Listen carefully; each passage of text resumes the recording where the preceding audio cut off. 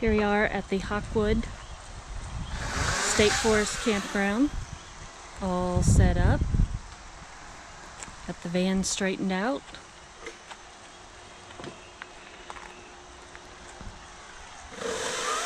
Tent set up, bedding put in, tarp up. Supposed to get rain maybe in 2 days. Jeff's making firewood. Putting the #1 priority, safety glasses. Safety is my #1 priority. Safety is #1 priority. In the words of? We can't say it. That'd be copyright.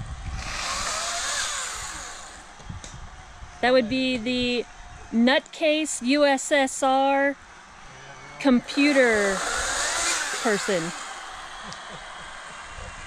Potty tent, solar panel. And that's our setup. What? Said the Sasquatch in his natural element. Cut firewood. Why buy it when it's all free out here? That's right. Free for the taking. What did we make the last trip? Like 3 or 4? Mighty Ryobi 40 volt, and I put a 10-inch bar with a chain on it. This thing off my Expandit. So see it on that side? Yeah. Thing is amazing. This thing will process firewood. You see what I'm cutting? This thing's no joke. This thing will put a gas chainsaw to shame, really. And it's quiet. You can use it out in the national forest, state forest. Totally legal. So this is how we make our firewood. Okay, I'm going to show you a little bit about how we haul our camping gear. These are our collection of rigid toolboxes. And if you notice, we have power supply and parts. This is our toilet and shower, bug repellent, fire starter, our clothes. We have a crate that we keep all of our tarps and things in case they get a little bit damp. It works a little bit better because there's some circulation. And then we have our rigging and our axe and some of Jeff's smaller tools. And then he also has a special spot for the chainsaw. Yeah, it goes down in here. Fits pretty daggone good. I got my spare battery, 40 volt battery, charger, spare BBs, citronella candle making stuff, whatever. We've got a lot of stuff stashed in here. So, but yeah. Keeps the chainsaw. Yeah. Works good. The rest of our rigid boxes, these are our kitchen boxes. That covers all of our kitchen supplies and our dry food. And that's how we store everything. What we did, huh? So Jeff's going to tell you a little bit about our power setup. 92% already. Pulling in 166 watts. Anyways, we just ordered this, what, 3 weeks ago? He's running a special. It is the EB200P. EB200P. The most popular one that they push is The AC. AC200P. But this is a much better unit. It has more watt hours. It's a little bit more robust. It doesn't have the 30 amp RV plug. We don't use it anyways. Other than that, way better unit for the exact same money as the other one. So we went ahead and popped on this one. And can you see it? Ooh, you can see it's charging. Pulling in all solar. The fridge is running. That's the only thing we have is the fridge. Well, the freezer. It's a freezer. On freezer mode right here. The only way it's charging is right out over here to these no-name Chinese. What are these things called? Dirigidoos or something? Daidoos? Something like that. Dokio, D-O-K-I-O. Not a bad panel, actually. These things These things are getting up 150, 160, 170 watts. I've seen it about as high as 176 watts in full sun. But It's a 300 watt. yeah, it's supposed to be 300 watts, but skeptical. I redone all the ends. I went to the TX60s quick disconnects for the solar, because a lot of these cheap Chinese ones come with SAE connectors, like it's on a motorcycle battery charger. But anyways, the ones that come with the Bluetti are monstrous. They're these exact connectors, only huge. They're big. So I just changed everything over to the TX60s quick disconnect for 12 volt. I have all the adapters for the 12 volt. I can plug into the cigarette lighter right here, unplug that, bam, I got a little short 12 volt connector. While we're driving, we can charge off it. It takes in 100 amps. Yep. So off the alternator, so it charges pretty quick. We just did a little bit of driving this morning, and maybe half hour, 40 minutes, and it brought it up. Yeah. It brought it up from 80% to 90 or something like that. It was stupid fast. So yeah, so this is our first test drive. We've tested it at home with the refrigerator and the computer running, and every little gadget we could find to plug in, cell phones, fans, whatever, and we were still under 200. Held up nice. Yeah, held up nice. Our incoming from the solar half-assed during the day, more than supplied our power needs for the day, plus recharge the Bluetti. So we've been cloudy 50% plus today, so we're at 92%, but we're only pulling in 26 watts right now. So sun's behind a cloud. Exactly. So we're not pulling in that 130, 140, 150, 160 watts or whatever. It's in and out, in and out. But that being said, it's what, 130? Mm-hmm. It'll still top it off, but we're only pulling the fridge. We're not pulling the computer and a bunch of peripherals. So if we had those on there, we would probably not have enough to replenish what the fridge used overnight. So we leave and we have it set as a freezer right now. It's set at 15 degrees. And everything's frozen. The meat's all frozen. The vegetables are frozen. So 15 degrees, man. That thing is cold, cold, cold. And it is so cold that I have our dinner sitting on top of it. Trying to defrost. Defrosting chicken. But I like cold beer. I like fresh food and stuff like that. So it is what it is. So got the freezer set at 15 degrees. So we leave that on 24/7. Don't shut it off. So the goal is whatever this uses, which is about 20% overnight. If we put the solar panel away at say 6, 7 p.m. And get it out at 8, 9 a.m. And just make sure moving around, make sure it's still, it's in the sun all day. Should again resupply this to 100% or recharge it to 100%, plus supply peripheral power to the freezer and computers and whatever else we're going to plug into it. So very limited. And now this was climate controlled, sitting in the living room and 70-degree optimal temperature and all that, not out here in the heat or sun or real world conditions. So we'll see how it holds up. I'm a monkey. I put it through the paces. I'll beat the hell out of this thing and then some. And it's about mid 70s today. Yeah.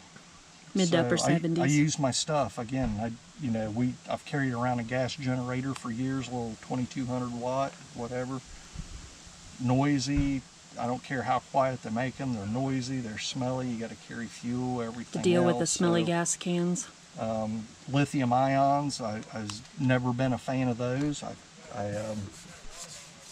I didn't think they was very good batteries. We have a Jackery up here. What is it, 300? 300. Jackery 300, and it As has a backup. lithium.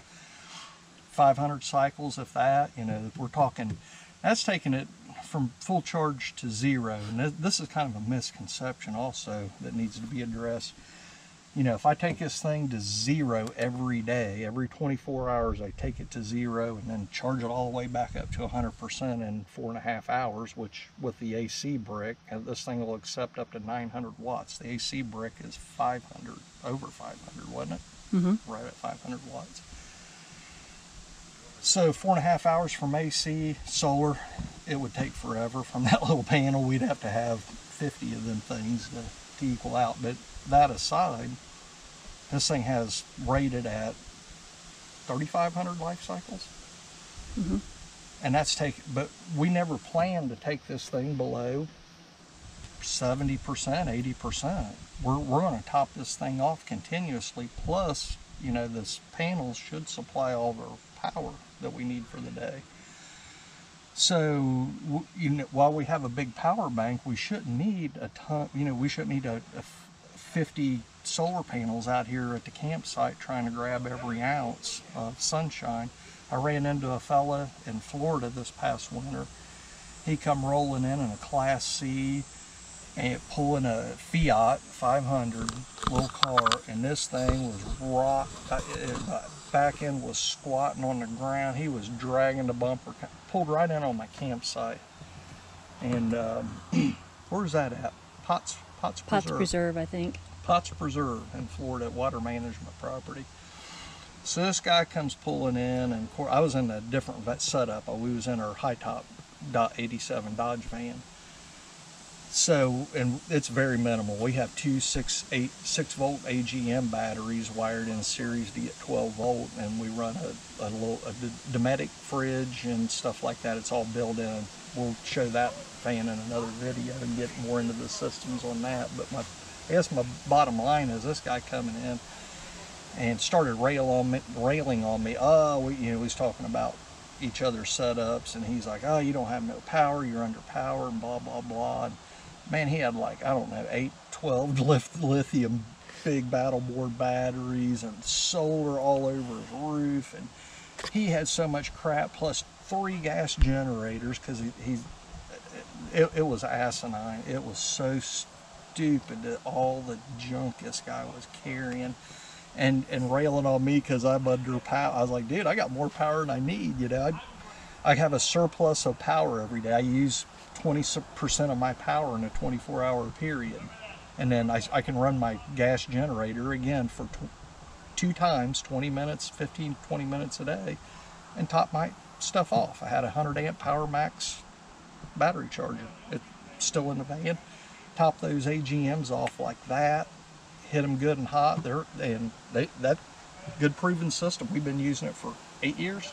At least, yeah. 8, 9 years in the gold van, and no issues. I mean, we've dry camped in that thing from Key West to out west in Arizona, Grand Canyon, you name it. Canada. We've had the 87 Dodge about everywhere, and we've never really needed or wanted for power, ran out of power with those AGMs. But I think this makes a lot. Back to my full story, I was waiting for LiPo4s to come out. I'm not a scientist or rocket scientist or know a whole lot about this stuff, but I do know some things, and I've been waiting kind of through what the government has been using for years and stuff has been the LiPo4s. A lot of RC people use those for years and years and years. So been waiting for getting those stable, getting them transfer, getting a BMS that would support that kind of juice and stuff like that into a compact, unit. And Blue Eddy so far has, I think, nailed it, 100 home run with those. Very good unit so far. Again, we've not had it very long, but I'm going to put it through the test so everybody will see long term what this thing holds up to in a year, 2 years, 3 years, 4 years, however long. We plan on doing this for a long, long time.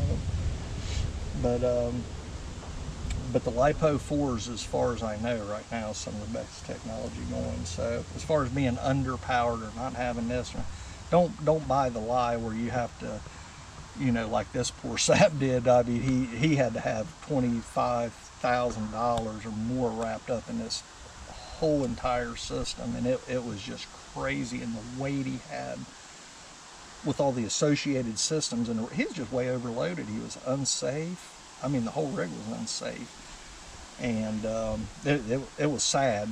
You know, he couldn't see. You know, he thought that, again, what you watched YouTube, you got to have all this power, and you got to have this, and you got to have that. No, not really. You can get by different ways, and there's, you know, is the older technology is good? No.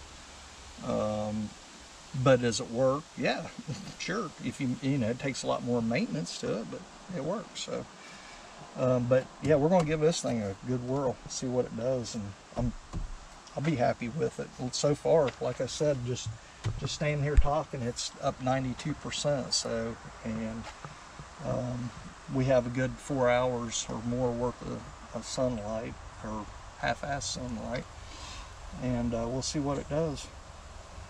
And if not, you know, like I said, we can start up the van, plug it into 12-volt power. I got a little short jumper cord I can plug right in. It'll pull 100 amps off the alternator. And while we was driving around, it brought it up quite a bit. But we don't plan on driving every day and using the vehicle as a power source, the alternator to charge or whatever. We want to stand alone. We want to throw a panel out, plug it into this, and that takes care of our needs. I don't want any more complication. I don't want anything built in. I don't want anything wired in. No. We can't plug it into here and be comfortable and keep it maintained without running generators and a whole lot of complication with 50 solar panels where we got to have a whole array. Don't want it. I'll do without. We'll figure out something else and do without. So Right. That's my 2 cents worth on it. I know, kind of long, but go ahead and finish it up. That's about it. For any of you who are wondering why we still have the Jackery, I do have a computer, one for work, and then I also have one that I process videos on. So the Jackery is just kind of a backup that we can use just in case. We had it first already, so we're going to hang on to it. We also use it as a pass-through while we're driving, traveling. The Bluetti's usually where we can't get to it easily. So we put the Jackery up in the floorboard with me, and I can plug in a computer and do things while we're driving. So it does have its uses. It's just we tried actually to power the fridge and the computer for about a week with the Jackery 300. Yeah, it failed and after 2 a days. 100-watt solar panel, and we made it work, but it was very difficult. We still had to do a little bit of driving, and we had to move the solar panel about every 10 minutes. Yeah, it was a struggle for power. And it's just not. Not enough. Right. It worked in an emergency, and that's basically all it's for now. But But yep. no, So we're that's our fine now. Lesson learned, and you know, we know better now, and we do things differently. So we got correct what we need. Maybe. yeah. Maybe it might not work. We'll see. We'll see. If it doesn't work, oh well.